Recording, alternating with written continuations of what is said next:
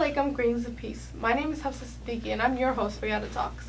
Today in the studio again with us is brother Sadat Anwar to talk to us about what his life was like growing up in a Western country as a young Muslim man.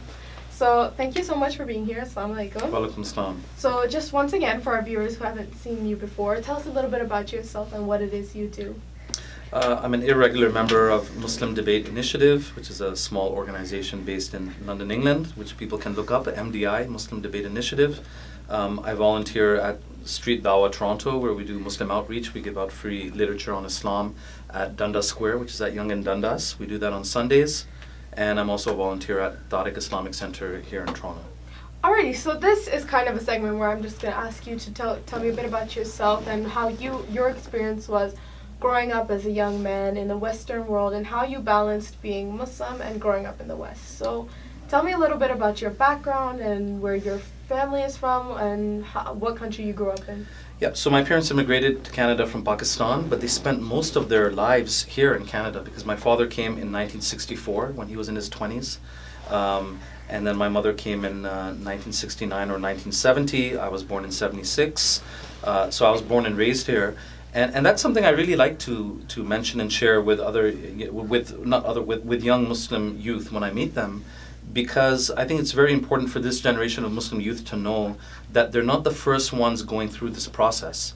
They might think in their families they might be the first ones going through this process, but there have been others of us who have already gone through the entire elementary, junior high, high school, university system.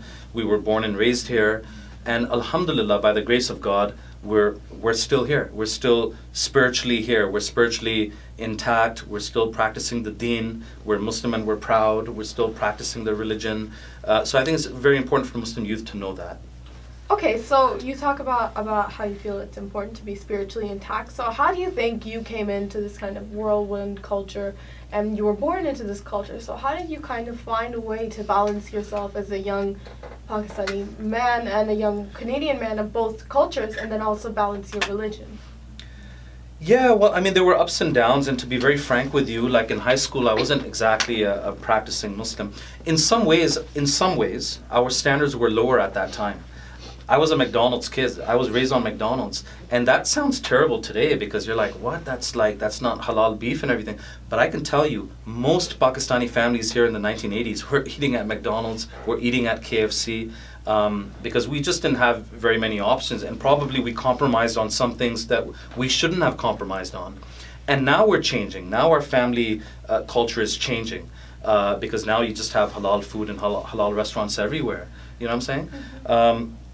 So there were lots of ups and downs. Our standards were lower, and so yeah, I wasn't praying in high school, but that was just the typical Muslim high school student back in the 80s, you know.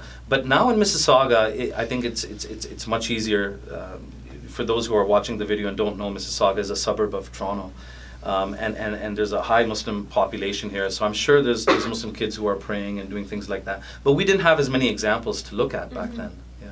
So there's always pros and cons to everything. So what would you say were kind of the pros of growing up in the Western world as a young Muslim man?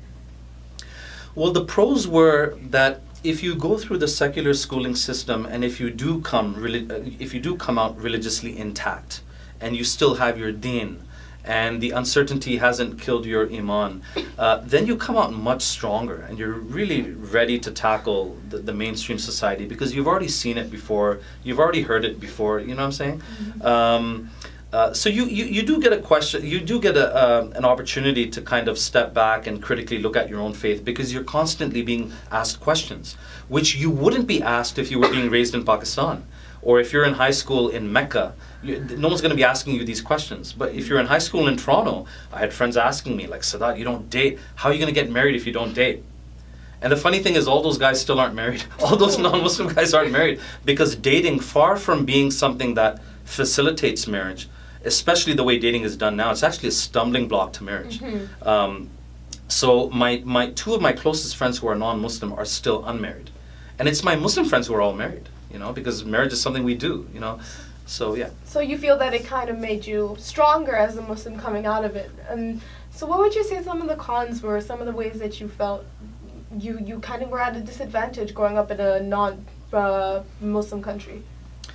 Well, definitely. I mean, prayers are important, and prayers become obligatory once you've reached, age of understanding, and especially when you've reached puberty and everything.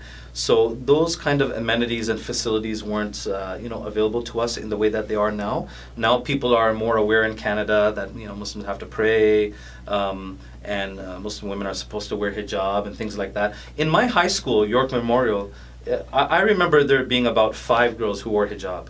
I'm willing to bet there's probably 5 girls in each one of your classes now probably that wear hijab. In my entire high school, there were probably 5 girls that wore hijab. So yeah, Islam was more dormant back then, and that made us maybe a bit less confident, than we were now. But there were advantages as well too, because we weren't exposed to this internet and social media thing, which is coming now. So there were less hijabs, but in some ways there was sometimes more decency and modesty back then, to be honest with you. Now we have, and I'm going to be harsh here, but now we have a lot of young females who wear hijabs. Mm-hmm. But on their Facebook profiles, there's all kind of profane language, vulgar jokes, photographs with their male platonic friends, and I'm thinking like, okay, that the hijab is supposed to mean a whole lot more than that. So would you feel that ever that you've kind of felt like an outsider growing up as someone who wasn't the majority, growing up in groups of people that you said you didn't have a lot of Muslim friends, and most of your friends were kind of different than you. So did you ever feel like an outsider? Oh yeah, definitely. I mean, there's definitely times, you feel very left out, even from a very small age, even in grade 1 and grade 2, when we'd have a pizza party and I'm one of 3 kids who can't eat the pepperoni, mm-hmm. and the other one is like a Hindu or a Jain or something like that. So there are times you feel like an outsider, but in the long run, I actually believe all of those things worked out in a positive way for me, because it like I said, if you come out spiritually intact, and that is a big if, because there's a lot of spiritual casualties along the way as well, mm-hmm. who will lose their identity, who will just become assimilated into the mainstream. But if you come out spiritually intact, you develop a bit of spine and a bit of confidence, and you're ready to stand up.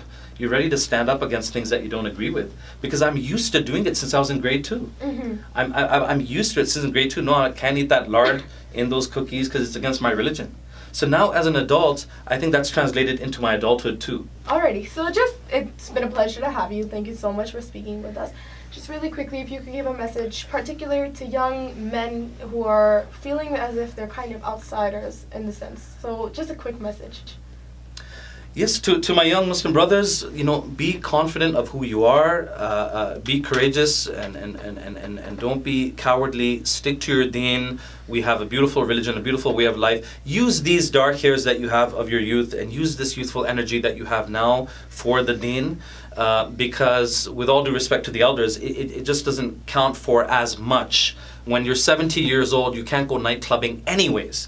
You're going to have a bad back. If not a bad back, you've got bad knees. You can't dance anymore. When you're 70 years old, you can't have a girlfriend anyways. You can't join a gang anyways. So at 70 years old, there's nothing left for you to do except to pray and to wait and die. But right now in your youth, you can use this useful energy. You can use your dark hairs. You can use this in the cause of the deen, in the cause of Islam, to worship Allah. And don't just save your white hairs and your leftovers for the religion. Give Allah some of your best right now. Well, thank you so much. If you're interested in getting in contact with Brother Sadat, please click links below. Keep sending us your questions. I'm your host, Hafsa for YATA Talks.